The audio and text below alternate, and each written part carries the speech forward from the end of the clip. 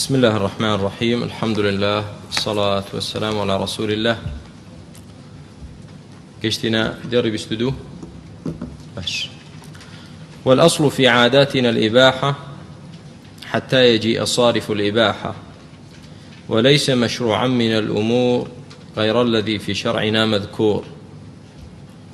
أمد دير الشعراء برا كانم لمنظومة القواعد الفقهية الشيخ عبد الرحمن بن ناصر السعدي رحمه الله پەیوەندی بەم دوو قاعیدەوە هەیە کە دوێنێ شەو لە دەرسی بیدعا باسمان کرد.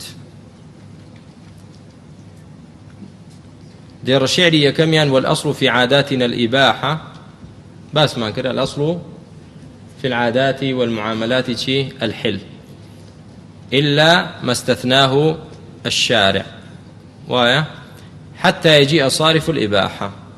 كواتا أصل عادات والمعاملات داتشية الحل والإباحة ويك حلالة تاوكو چی دێت تاوكو صارفێک دێت بەڵگەیەک دێت دەلیلێک دێت منعی دەکات وایە وتمان ئەسڵ ئەوەیە تۆ هەموو جلێک حەڵاڵە بۆ تۆ چی لەبەر دەکەی لەبەریک ئللا کە دەلیلێک هادووتی کاکە گیان ئەو جلە لەو شتەدا نابێت.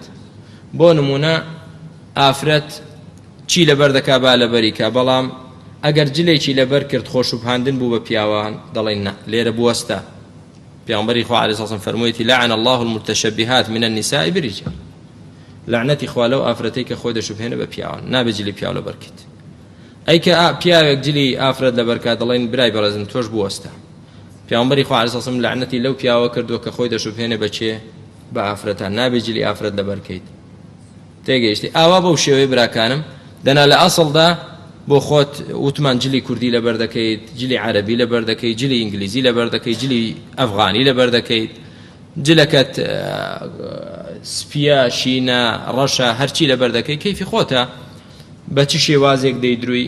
مهم ئەوەیە هەندێک سنوور هەیە کە شەرع دایناوە بۆچی؟ بۆ مەحاسن الأخلاق، بۆ ئەوەی کە بۆ نمونە با تەسک نەبێت کە عەوڕەتی ئینسانی پێوە دیار بێت، پانتۆڵێک لە پێ دەکەی با تەسک نەبێ لە کاتی سوزدە و ڕکوعدا عەوڕەتت دیار نەبێ، پشتت دیار نەبێ بە شێوەیەکی وا مەثەلەن، با ئەوەندە درێژ نەبێ کە تووشی عقوبە بی. دەنا ئەسڵ ئەوەیە لە معاملاتدا، لە هەڵس و کەوتتدا، لە جلو بەرگتدا، لە خواردنتدا، لە کڕین و فرۆشتنتدا، لەوانەدا تۆ حڕیت چۆن مامەڵە دەکەیت بیکە. دەچیتە بازاڕ بە چ شێوەیە کڕین و فرۆشتن دەکەی بیکە، إلا كتخني چیمەکەوە لە چی نزیکمە لە ڕیبا نزیک نەکەویتەوە، لە غەش نزیک نەکەویتەوە، لە درۆکردن نزیک نەکەویتەوە، معاملەکەت بە حرامی تێکەڵ مەکە، دەنا چۆن دەیکەی بیکە بۆ خۆت حڕیت. ئاوە کەواتە ئەسڵ تێیدا چییە؟ الحل والإباحة. أي عكسكي وليس مشروعا من الأمور غير الذي في شرعنا مذكور. ليس مشروعا من الأمور يعني أمور عبادات. أصل عبادات داتية الأصل في العبادات المنع. الأصل في العبادات المنع. يعني شي؟ يعني إنسان لخوي وبراك من هيج عبادتك كات تاوكو شي لسر نبي، تاوكو بلقي لسر نبي، كبلقي بينبو لخوي ونشي عبادتك. بونمونا سعدي كوري مسيب رحمتي خواي قوري لبي نفريكي بيني دواي نوجي بياني كدور كعد سنتكي بيج نوجي بياني كرد هەڵسا ئەوە دەستی کرد بە دوو ڕکعات سونەتی تریش، وەڵا ئینکاری لێ کرد. فەرمووی چییە؟ ئەم دوو ڕکعاتەی تر چییە؟ فەرمووی بۆ سونەتە؟ فەرمووی وەڵا سونەت نییە، خالفتە السنە، مخالفەی سونەتت کرد. پێغەمبەری خوا عەلەیهی سڵام لە بینی بانگ و لە بینی نوێژی بەیانی لە دوو ڕکعات سونەت زیاتر نەیکردووە. ئەم دوو ڕکعاتە تۆ مخالفەی سونەت کرد و گوناهبار دەبی لەسەری نەخێرت ڕکعاتێ. کەواتە بۆ ئەگەر بڵێ ئاخر بەڵگەت چییە؟ تۆ بەڵگەت چییە لەسەرەوەی ئەم دوو ڕکعاتە دەکەیت؟ تۆ شتێکت کرد کە بەڵگەی لەسەر نییە، عیبادەتێکت زیاد کرد کە چی لەسەر نییە؟ کە بەڵگەی لەسەر نییە. یان جارێکی تر ئیبن عومەر ڕەزای خوای پەروەردگاری لێبێت یەکێک لە تەنیشدا و کە تووشی پژمین دەبێت دەڵێ الحەمدولله والصلاة والسلام على رسول الله. ئەویش سەیری دەکات دەڵێ ما هكذا علمنا النبي عليه الصلاة والسلام. پیامبری خوا علیه السلام وای فێر نەکردین، تەنها فێری کردین کە پژمین بڵێن چی؟ الحەمدولله. ئەویش کابرا دەڵێ وهل يعذبني الله على الصلاة على نبيه. بۆ پیغمبری خوا علیه بۆ خوای گەورە عذابم دەدا لەسەرەوەی سەڵات و سەلام لەسەر پیغمبەرەکەی داوە. بزانە ها ئەوە تقریبا چی پێدەوترێت؟ چاواشەکاری. ئایا ئیبن عومەر ڕقی لەوەی خەڵک سەڵاوات لەسەر پێغەمبەر بدا عەلەیهی سەڵاتو وەسەلام؟ ها نەخێر. فەرمووی من ناڵم لەسەر سەڵاواتدان خوای گەورە عەذابت دەدا، ولكن يخالفك على مخالفة السنة. نخير لسر أو نا لسر مخالفة سنة خواي جورا عذاب الددا. توشتك لسنتي في عمري خوا صلى الله عليه وسلم زياد كرت نابي زيادك في عمري خوا عليه الصلاة والسلام فيري كردين بلينشي الحمد لله أو برامبري شي كجويد بلينشي يرحمك الله. توشت بو زياد دكي لديني خواشت زياد مكة زياد كردن نابي بمشي ويا دينك آواها تو باشتي لي زياد نكين وليس مشروعا من الأمور غير الذي في شرعنا مذكور. هیچ شتێک لە دیندا جائز نییە مەشروع نییە ئیلا ئەوە نەبێکە لە کتاب و سنەدا هاتووە. بەڵێ یەکێک لەو برانە پرسیاری کردووە ئەی دەفەرمێ ئەوەی خولەفا بێگومان ئەوەش کە سنەتی خولەفا بێ ئەوەش دروستە چونکە پێغەمبەری خوا ئەوەش هەر دەگەڕێتەوە بۆ سنەتی پێغەمبەر عەلەیهی سەڵاتو وەسەلام چونکە پێغەمبەری خوا عەلەیهی سەڵاتو وەسەلام فەرموویەتی فعەلەیکم بسنەتی وسنة الخلفاء الراشدین المهدیین کەواتە جائزە ئینشاء الله. دير 24 براكم دفرمي وسائل الأمور كالمقاصد واحكم بهذا الحكم للزوائد. يعني شي وسائل الأمور أمد قاعدة كميان الوسائل لها أحكام المقاصد. الوسائل لها أحكام المقاصد. وسيلة حكم شي هي حكم مقصدي هي وسيلة حكم مقصدي هي براكانم هاتنمان نەک هاتنم نوێژی عیشامان بە جەماعەت واجب بوو یان تەنها مستحب بوو؟ واجب بوو. کەواتە نوێژی عیشا بە جەماعەت واجب بوو مادام ئەوە مەقسەدە خۆی نوێژی جەماعەت واجبە و مەقسەدە ئەوە مەقسەد و مەبەستەکەیە ئەوە هەدەفەکەیە ئەی لە ماڵەوە بێیت بۆ ئەم جەماعەتە ئەم هاتنە وەسیلەیە بۆ گەیشتن بەم ئامانج و ئەم هەدەف و ئەم مەقسەدە ئەمە وەسیلەیە. ئەم وەسیلەیەش حکمی ئەم مەبەستەی هەیە ئەم مەقسەدەی هەیە وەسیلەکەش حکمی چی هەیە؟ حكم نفس مقصدي هي الوسيلة لها حكم المقصد ما دام مقصدك واجبة كواتا وسيلكش واجبة كواتا هاتنكد واجبة يا واجبنيا أجر نيجي جناه بارد بيانا جناه بارد بيت بو ما دام نجي جماعة واجبة كواتا هاتند لمالا وبو مزقوت شيا واجبة كنيت جناه بارد بيت أم درسي استايو دي خوينن واجبة يان مستحبة وخيرة مستحبة وخيرة واجبنية تنها مستحبة وخيرة باشا براكم طلع التوحيد واجبة إنسان بيخوينه ككسيك توحيدي نخرن به بيخوينت واجبة أما زيادة علم إنسان به وزيادة الذين خواب قاوة تنها مستحبة باشا كواتا هات نكتان بو أم علمه چيا مستحبة كواتا نكهر لدرز دانش نكتو مستحبك دكيتو لا إخوان زيك دبيتو چونك پیغمبر خدا صلی الله فرموي چی فرموي خوای گورده فرمه وما يزال يتقرب إلي عبدي بالنوافل حتى أحبه كواتا تو بشتي نافله ومستحب لاخوان زيك دبيتو خوا خوشي دبي كواتا نكهر بدانش نكتو درس خوين وقت خوا خوشي دبي با درچوني شد لما الله وكديت امر قاعد دبريت امش تهربو بچي حسابه ها وسيلكش حكمي چي هي حكمي مقصدك هي أنا حكمي مقصدك هي جانك وسيلك أما وسيلك ما زاني ومقصدكش ما زاني استا بشي أخيري دير شعرك سير كان واحكم بهذا الحكم للزوائد زوائد يعني قرانا وكت شكو كتول ماله وبيته مزقوت أي نابي بش قريتوا أوش فضل وكرمي خواي پروردگاره نكتنها هاتند لمال بو مزقوت بود بخير أجر حسابك هر هنگاوي كدنيد گوناهێکت ڕۆژکاتەوە و ئەجرێکت بنووسێ بەڵکو گەڕانەوەکەش هەر بۆت بەچی حسابە مادام لە پێناوی ئەوەدا هاتووی گەڕانەوەکەشت تا دەگەیتە ماڵەوە هەرچیە هەر بۆت بە ئەجر و عیبادەت حسابە و گوناهت پێی دەڕوا بۆیە بەنی سەلەمە کە ماڵیان دوور بوو لە مزگەوتی پێغەمبەری خوا عەلەیهی سەڵاتو وەسەلام کە بۆ جەماعەت دەهاتن ماڵەکەیان دوور بوو وتیانەی پێغەمبەری خوا عەلەیهی سەڵاتو وەسەلام بەخوا ماڵی ئێمە دوورە هەموو جارێک بۆ جەماعەت کە دێین تا دێین تۆزێ قورسە لە سەرمان حەز دەکەین ماڵەکانمان بگوازینەوە نزیک مزگەوت بینەوە پێغەمبەری خوا عەلەیهی سەڵام فەرمووی ئەبەنی سەلەمەت دیارەکم تكتب آثاركم أي بني سلمة دياركم يعني إلزموا دياركم إغراء بما أن ولا لشويني خوتان تكتب آثاركم شوين بيكانتان لوي ودزاني چەند زۆرەی ئێوە ئەوەتان هەموو بۆ دەنووسرێت لەدەست خۆتانی نەدەن وتیان وەڵا وا بێدەمێنینەوە ئێمە با دوور بێ باشترە بۆ ئێمە خێرترە جا بۆیە موژدە بۆ ئەو کەسانی کە شوێنیان لە هەمویان دوورترە ماندووترن بەڵام خێریان لە هەمووی زیاترە ئینشاء الله ئەوەش وەکو ئەجرێک و پاداشتێک ئینشاء الله تعالى براکانم کەواتە سێ شتمان هەیە ئێستا لەم دێڕە شیعرە تێگەیشتین وسائل مقاصد زوائد وایە وسائل مقاصد چی زوائد مقصدك چییە خودی عیبادەتەکەی وایە مقصدك خودی عیبادەتەکەیە خودی عیبادەتەکە چه حکمێکی هەبێ وسائل و مقاصدەکەش هەمان حکمیان دەبێ یان نا هەمان حکمیان دەبێ وایە وسائل زوائدەکە وسائل زوائدەکەوە زوائدەکە شتێکی تریشی پێ دەوترێ متممات ناوێکی تریشیە پێ دەڵێن چی متممات تەواوکەر هەمان حکمی دەبێت بەڵام هەمان حکم لە چیدا زەوائد دەڵێن هەمان حکمی مەقاصدی هەیە لە ئەجر و پاداشدا لە چیدا في الأجر والثواب فقط يعني چی بۆ فەرقمان کرد لەوەدا وتمان وەسیلەکە حکمی مەقصدەکەی هەیە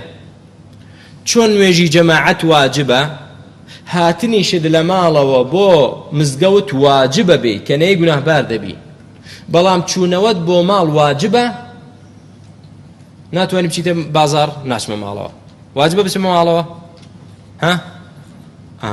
ها براکەم نەخێر باشە ئەی کەواتە بۆ وتمان هەمان حکمی هەیە وتم لە چیدا لە ئەجر و پاداشدا بۆیە وتمان لە ئەجر و پاداشدا کەواتە تۆ کە دەشگەڕیتەوە ماڵەوە نەک وەڵا کە بڵێن بگەڕیتەوە کاکە خوا خێرت دەنووسی ئەگەر بگەڕیتەوە زۆر خێرە بکە نا مەبەست چییە یعنی لە مزگەوتیشەوە کاتێک کە هەڵدەستیت لە مزگەوتیش دەچیتە دەرەوە جا بچیتە دەرەوە یا بەرەو شوێنیشتر بڕۆی بە ئەندازەی ئەوەی کە تۆ لە ماڵ چوویتە دەرەوە ئەوەشت بۆ بەچی دەنووسرێت بۆت بە ئەجر دەنووسرێت کەواتە دەڵێن متەمیمەکەش حکمی وەسائلی هەیە بەڵام ئەوەیان لە وجوبدا نا لە چیدا لە ئەجر و پاداشت لە ئەجر و ثەوابدا نفسی حکمی هەیە ئەوەیان نەک لە وجوبدا لە چیدا لە ئەجر و لە ثەوابدا باشە برا لێرەدا مەسەلەیەکی مهم هەیە ئاگاتان لێ بێت الوسائل لها أحكام المقاصد ئەگەر مەقصەدەکە واجب بێت وەسیلەکە چییە ئەگەر مەقصەدەکە مستحب بێ وەسیلەکە چی دەبێ مستحب دەبێ ئەگەر مەقصەدەکە حرام بوو حرام وایە کاکە دەڵێن شوێنەکە شوێنی مەشروب خواردنەوەیە خەڵکی لێوە خەریکی مەلها و خراپەکارینە با بڕۆین بۆی ڕۆژنەکە چی دەبێت حرامەیان ناچووکە مەقصەدەکە چییە مەقصەدەکە حرامە کەواتە ڕۆژنەکەش چی دەبێ ڕۆژنەکەش حرام دەبێ کەواتە تێگەیشتین براو مەقصەدەکە چی بێ وەسیلەکەش ئەوە دەبێ لێرەدا پرسیارێکی گرنگ هەیە کە دەیکەین کەواتە بۆ دەبێ ئەهلی سونە بۆ دەبێ سەلەفیەکان ئینکاری بکەن و گلەیی بکەن و ڕەخنە بگرن لە کەسانێک کە مۆسیقا بێت یان کۆمەڵە شتێک بێ فلیمێکی تورکیە فلیمێکی نازانم ئێرانیە هەندێک شتی بێشەرعیشی تێدا بێ خۆ ئەوان مەبەستەکەیان خزمەتکردنی دینە مەبەستەکەیان چاکە مادام مەبەستیان شەرعیە ئەدی وەسیلەش حکمی غایەی نییە الوسائل لها أحكام المقاصد بەس یەک کەس باشە زۆر بوون الحمد لله ها برای خۆم الغاية لا تبرر الوسيلة ها برا أحسنت بارك الله فيك دلين كاتك دوتري الوسائل لها أحكام المقاصد مرجع أو وسيلة لأصل دا مباح بيت وسيلة لأصل دا چي بيت حلال بي مباح بي أو وسيلة لأصل دا خوي حلالة أو جارة بهوي غايتك وحكمي غايتك وردقري حكمي مقصدك وردقريت بون منوتمان رويشتن لمال هات ندر لمال هات ندر حلال يا حرامة حلال بو مزقود بيت در وبو نويجي جماعات واجبة بو طلب علم بيت چيا سنة بو بازار بچي هر اعتيادي مباحة وايانا ادي بو ملها برويت حرامە بەس لە ئەسڵدا چوونە دەر حکمەکەی چییە؟ حەڵاڵە. کەواتە کاتێک کە دەڵێن وەسائل حکمی مەقسەدی هەیە دەبێت لە ئەسڵدا وەسیلەکە چی بێ؟ حەڵاڵ بێ، نەک وەسیلەیەک لە ئەسڵدا خۆی حەرام بێ. تۆ بێ مۆسیقا و ئافرەتی سەڕوتم بۆ بێنی بڵێ کاکە ئاخرە وەسیلەیەکە بۆ مەبەستێکی شەریف بۆ داوەمانە ئێمە، تۆ وەسیلەکە لە ئەسڵدا حەرامە. نابێ وەسیلەیەکی حەرام بێنیت بڵێ من ئەو وەسیلە حەرامە دەکەمە چی؟ بۆ مەبەستێکی چاکمە وەسیلە الوەسائل دەڵێن ئەوە لێرە جێی نابێتەوە لە قاعیدەی عولەمای شەرعیدا، لە قەواعیدی شەرعی عولەمادا جێی نابێتەوە، ئەوە لە قاعیدەی یەهودیەکەدا جێی دەبێتەوە کە چی؟ الغایەة تبرر الوەسیلە. قاعیدەیەکی یەهودی هەیە کە دەڵێت چی؟ الغایە تبرر الوەسیلە. یعنی چی الغایە تبرر الوەسیلە؟ ها برای من بۆ گەیشتن بە غایەت هەموو وەسیلەیەک حەڵاڵە. ئەی سەدام حوسێنیش قاعیدەیەکی هەبوو لە یەهودیەکان نزیک بوو، دەیگوت چی؟ معقولەیستان نەیزانن؟ ها نا من أجل النصر، كل شيء من أجل النصر. هەموو شتێک لە پێناو سەرکەوتن. ئەنفال بەس بۆی خۆی سەرکەوێ، ئەنفالی کورد بەس بۆی خۆی سەرکەوێ، چیمیا باران بەس بۆی خۆی سەرکەوێ، هەر چی بێ هەر بۆی خۆی سەرکەوێ. كل شيء من أجل النصر. دەبێشتی وا نابێ. کەواتە الغایە تبرر الوەسیلە و كل شيء من أجل النصر و هەرچی وەسیلەیەکە تۆ بگریتە دەست بەس بۆی بگەیتە ئاوات ئەوە باتڵە برا، ئەوە لە شەرعدا جێی نابێتەوە. بۆیە بهێندرێت ئەو شتە بێ شەرعیانە بخرێنە ژێر قاعیدەیەکی پۆشاکێکی شەرعیان بەبەرداو بکرێ، وەڵا ئەوەتە الوەسائل لە ئەحکام المەقاصد دەڵێنەوە فێڵە، ئەوە چەواشەکاریە. عولەما باسی ئەو شتیان نەکردووە کاتێک کە وتویان الوەسائل لە ئەحکام المەقاصد مەبەستیان کام وەسائلانە بووە؟ الوەسائل المباحة. بۆیە وسائل الأمور لسري بنسى المباحة، الوسائل المباحة بنسى الوسائل المباحة لها أحكام المقاصد، الوسائل المباحة لها أحكام المقاصد.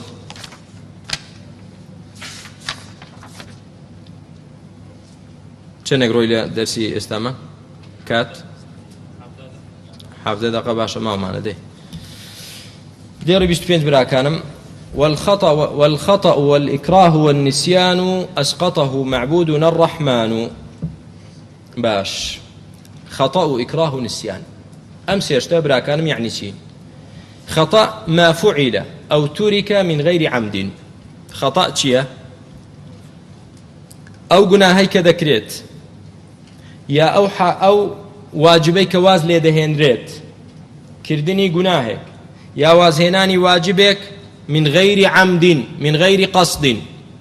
هلا شيء كاكا قصد خطأ شيء خطأ أويك تو جناهك كي ببي قصد ونبي بما بس نبت يا جناهك كيت يا وازلة شي بينيت ها واجبك بيني من غير قصد أو خطأ.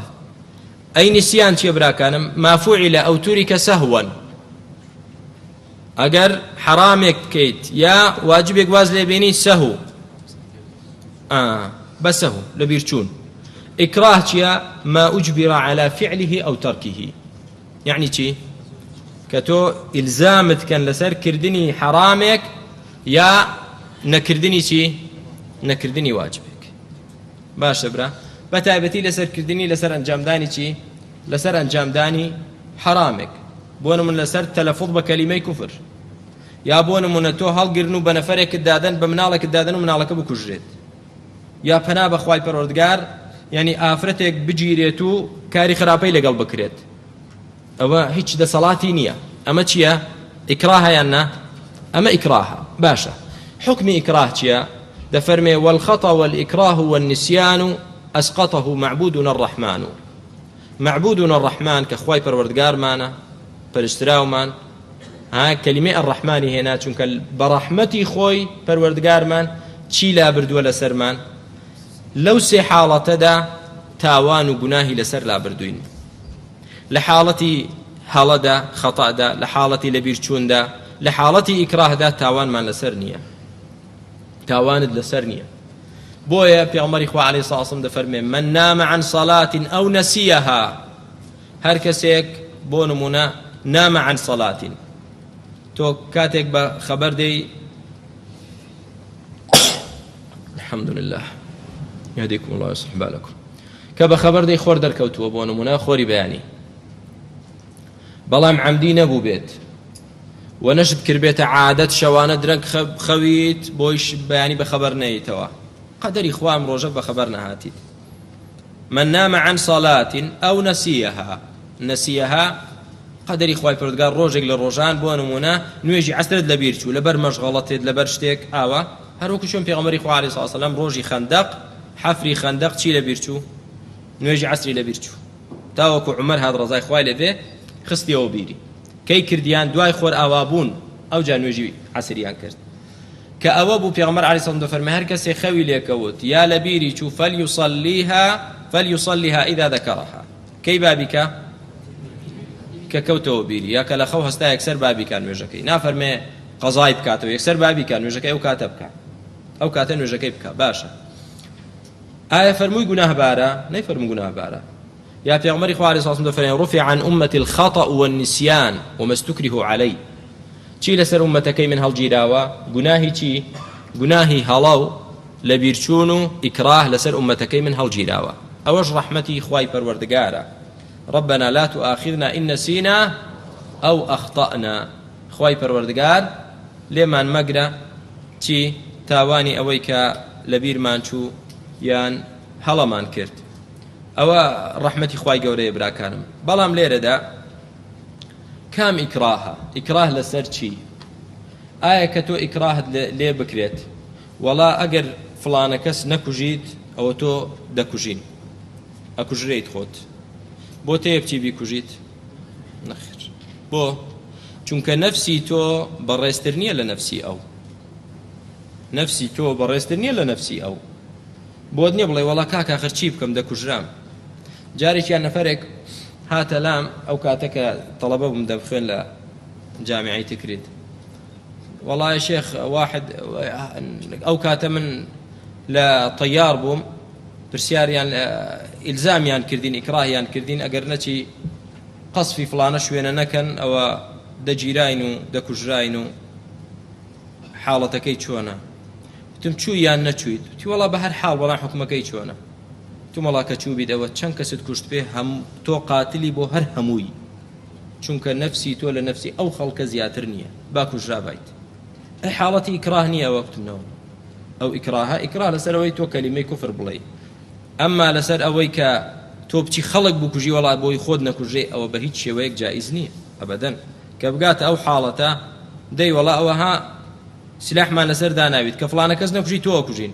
قەی ناکە دەی باشە ئەچمەی کوژم نابێت بە هیچ شێوەیەک ئیکراه ئەوە ناگرێتەوە براکانم ئیکراه ئەوەیە کە چۆن قسەی عەماری کوڕی یاسر کە زۆریان لێ کرد تاوان لێ کرد کەلیمەی کوفر بڵێت قسە بە پێغەمبەری خوا بڵێ عەلەیهی السەڵات وەسەلام خواهی پەروەردگار جەماعەتی ناردە خوارەوە إلا من أكره وقلبه مطمئن بالإيمان بەڵێ بەڵام دڵەکەی پڕ بوو لە ئیمان لە دڵەوە نەبێت چونکە زۆری لە دڵ ناکرێت زۆری تەنها لە دەم دەکرێت ئینسان بە دەم موافقەیان بکە نابێت بە دڵ موافقەیان بکات ئەو جا خلاف لەسەرەوەی ئایا ئیکراه تەنها لەسەر قسەیە یا لەسەر فعلیشە ئەگەر زۆری لێ بکەن بڵێن دەبێت سوزدە بۆ بتێک بەری بۆت هەیە یا بۆت نییە هەندێک لە عولەما دەفەرمون إكراه تنها لسر قولة أجر زوري اللي بكن سوزده بو بدبري نابي بي شيخ الإسلام تيمية رحمة الله عليه وجمهور علماء دفرمون فرقي نية كجيشت حالتي أو بزاني فعلا دكوجريت أو بوت هي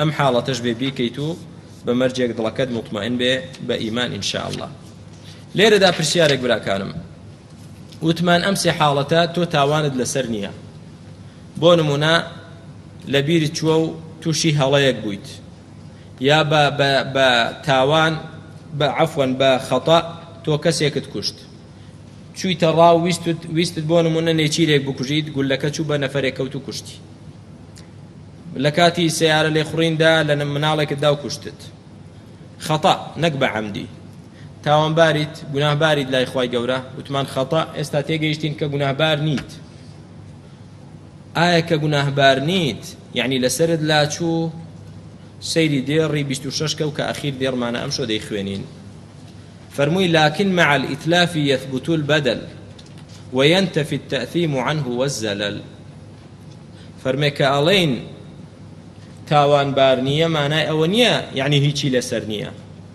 لكن مع الإتلاف كتلفي شتيكي كرد أو كسيك خطأ بخطأ تلفي شتيك دكا بونمونا منالك كوجيت بونمونا لا حيوانك أدا حيوانك كوجيت بونمونا لا شتێک ئەدا و تێکی ئەدات بۆ نمونە مەسەلەن هەر شتێک تەلەفی هەر شتێکا و شتێک لە ناو بەرێت حتا مناڵێک بۆ نمونە ئایا مناڵ مکەلەفە مناڵ کە بالغ نەبوو بێت تەکلیفی لەسەرە نەخێر کە ئەو منداڵە بێت و بەردێک لە جامخانەی جیرانەکەیان بدات شوشەکەی بشکێنێت گوناهبارە ئەو منداڵە گوناهباری چی منداڵە ئەسڵان ڕوفع چی القلم عن ثلاث وەنیە منداڵ ئەسڵان تەکلیفی لەسەر نییە بەڵام ئەم شوشەیە چێ دەبێت چاچکاتەوە باوچی شێتێک دەبێت تەلەف دەبێت ضەمانی لەسەرە یا لەسەری نییە ضەمانی لەسەرە بۆیە ئەگەر بە خەتەئیش بێت یا بە نسیانیش بێ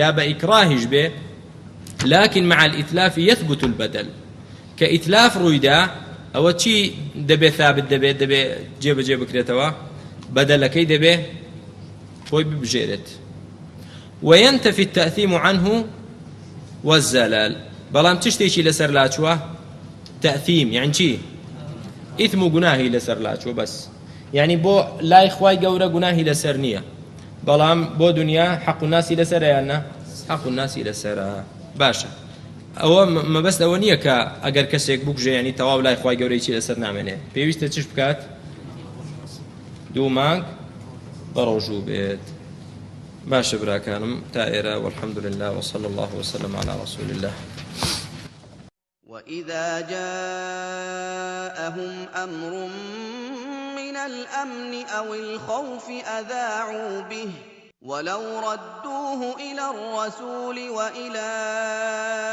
أولي الأمر منهم لعلمه الذين يستنبطونه منهم ولولا فضل الله عليكم ورحمته لاتبعتم الشيطان إلا قليلا